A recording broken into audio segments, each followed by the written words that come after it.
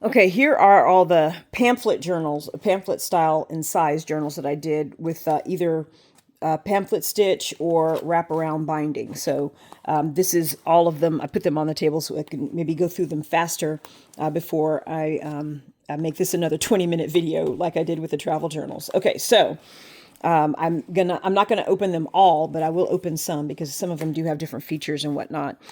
This one, crocheted yarn or braided yarn. I think this is crocheted yarn because when I braid, it's usually much tighter. So this is crocheted yarn, 7 strands probably, or 1, 2, 3, 4, 5, 6 strands of crocheted yarn, just as a closure. 3-hole pamphlet stitch, so I actually did pierce the faux leather, and this one's only 1 layer, which is why I was able to do 3-hole pamphlet stitch. It's kind of hard to get through both the layers when it's 2 layers that are glued together. So washi tape around the edges, stitched on.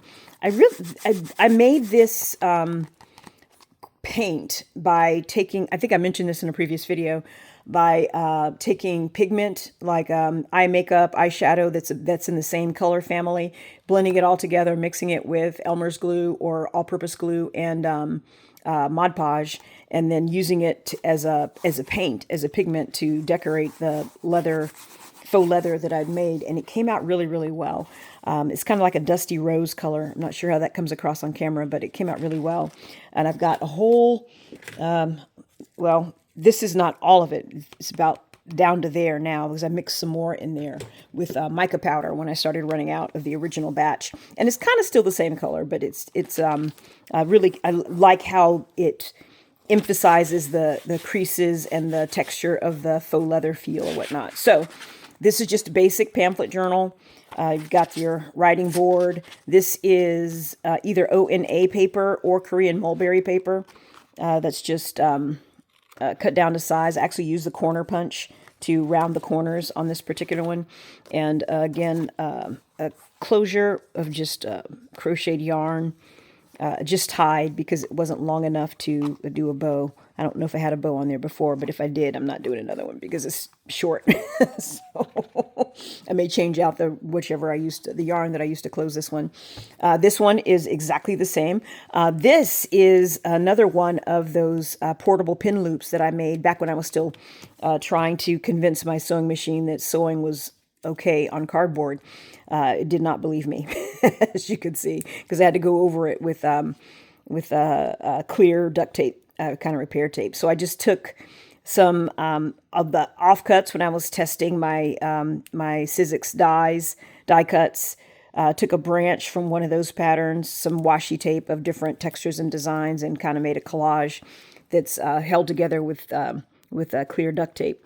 And it's very ghetto fabulous, as it were, in terms of heavy-handed crafting with duct tape and whatnot. But same thing. I think this is 30 sheets with the Korean mulberry paper or the ONA Japanese mulberry paper, and the washi tape around the edges, the dusty rose pigment yarn, crocheted yarn closure. This one is embossed, so you can kind of see, I don't remember the name of this pattern. I think it's like Bohemian Flowers or something like that. You can kind of see the embossed pattern on there. And this one was a different pattern. I think I had, because as you know, the embossing folders are either A5 or A6. So I think this was running it through twice with one embossing folder on this side and running it through with a different embossing folder on this side. Yarn, this is one of the wraparound binding ones. I don't remember if this is 2 layers. I think this is just 1 layer, but for whatever reason, I just chose to do wraparound binding on this one. So washi tape around the edges, sewed with this little scallop stitch, tied with a yarn closure, braided yarn closure, not attached. Wraparound binding with the yarn. Writing board that's actually not me practicing calligraphy. This is just this is a blank sheet of my calligraphy practice paper that I copied before I wrote on it. And so now I have some that don't have any practice calligraphy on them. So if people prefer not to look at my bad calligraphy practice, they can do that. I believe this is 50 sheets. I believe. I can put more in it when I use the wraparound closure. So I think this is 50 sheets, 25 folded sheets of a legal size paper. And so that is that one. And like I said, I'm not going to open them all, but I think that they're all pretty much the same on the inside, like this one for the most part. But I may open one or two more. So those are the ones we've seen. Another one embossed with the Tim Holtz brick wall. I don't think that's the actual name of it, but embossed with the A5 embossing folder on. So the front is the top of the embossing, and the back is where you see the A5 runs out on the back of the page. After that, washi tape around the edges and sewn, braided yarn closure. Again, the attempt to mitigate the oil with the black paper on either side of it. And did it work? I don't know. But I'll open this one up later and check and see if it did or not. It's got a writing board in it as well. And I may just end up having to throw away all the oil paper, or just find or use it myself, or find people who like oil. I don't know. So this one is an interesting thing that I attempted, and it came out fairly well. So I'm going to do more of it, but I don't have the same size paper. So I'll open this one up to show. And this is, again, braided yarn as the closure. And I made them very, very long, so I think I doubled it before I tied it. Wrap around, again, yarn as the wraparound binding over the top and bottom of the spine, which is just basically folded file folder treated to look like leather, and embossed.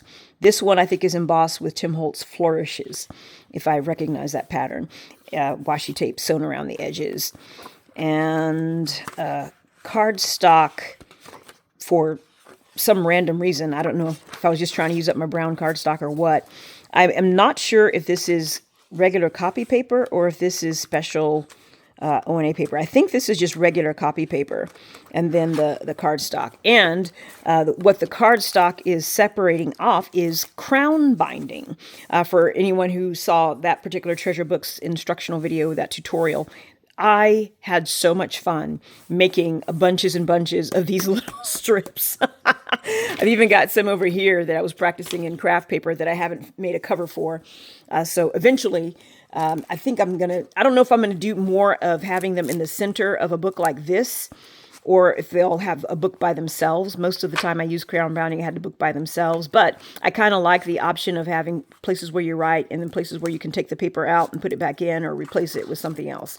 So I just had fun doing this. So it's actually wrapped in, each of these are in multiples of 4. So you're going to have fatter on one side than the other. So I think I put it on 1, 2, and then wrapped it, and then 3, and then the other 3, are on the other side of the wrapping. So there's no way to wrap it in the center, because you always have an even number or an odd number of slots where you can stow stuff in here. So it did come out pretty well, actually. It is thick though, so that's the closure was absolutely mandatory on these.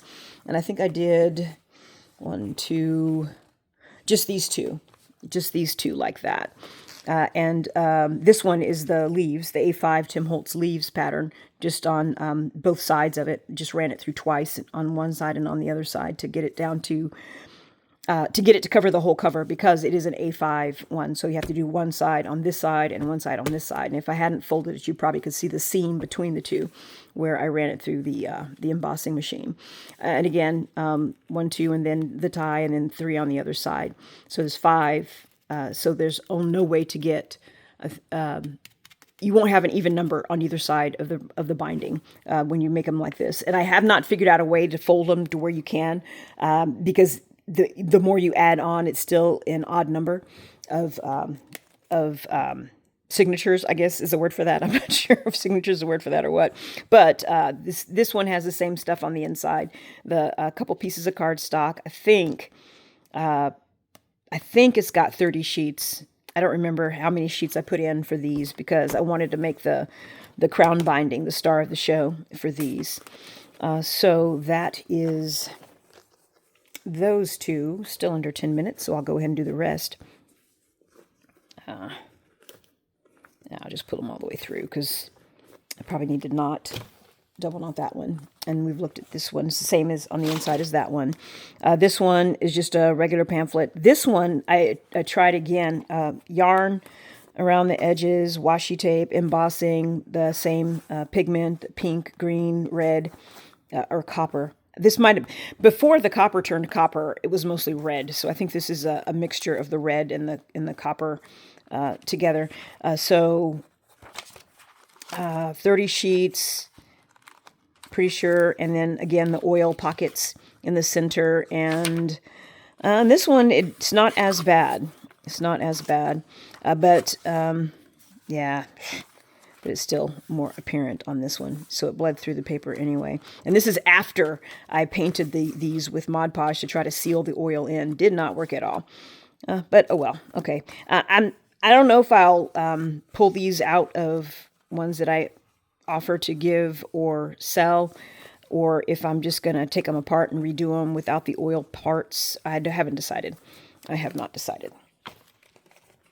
Okay, this one, more of the same, just a string.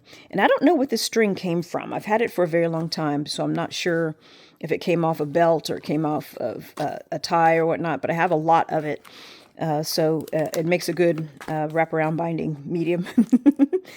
And this one is actually one you could undo it because it doesn't tie very well because it's got metallic elements inside the knot, so it doesn't like to stay tied. And I don't know I think I did that on purpose just to see if I preferred to have the option of turning it into a 3-hole pamphlet stitch at some point in the future. I'm not sure. Pretty sure this is 30 sheets. It's either 30 sheets or 50 sheets. It might be 50 sheets. 25 pages folded. It's either, yeah, I think it's 25 pages. I can't count that fast.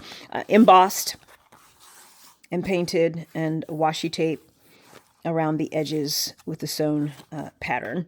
And then a crocheted yarn closure. And you've probably noticed, as you've seen them, is that this is 2 levels of crochet.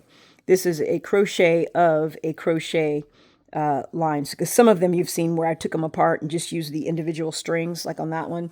And this is the overall fat string that I use that I may take apart because it's kind of hard it's kind of unwieldy to make a bow with because it's so fat. But we'll see. And this one, I really love how the washi tape element came out on this one. It's a clear pet tape. I don't remember where I got this from, if I got this from Jet Pens or if it's BD Designs or if it's MT or what brand it is. But it's blue palette, like paint things. It's only on the front cover. I think I just did a regular painter's tape on the other edges because I don't have very much of this. I only have 1 roll of this and I didn't want to use it up. This was all the blue pigment that I had that I made from the leftover eyeshadow. This is the waxed thread wraparound binding. And I believe this is 30 sheets as well on the inside. And some of them I've been punching the corners to round the corners and some of them I haven't. It actually, oh, what happened there? I'm not sure. I wonder if this is bleeding. I don't think so. But in any case, this is wraparound binding.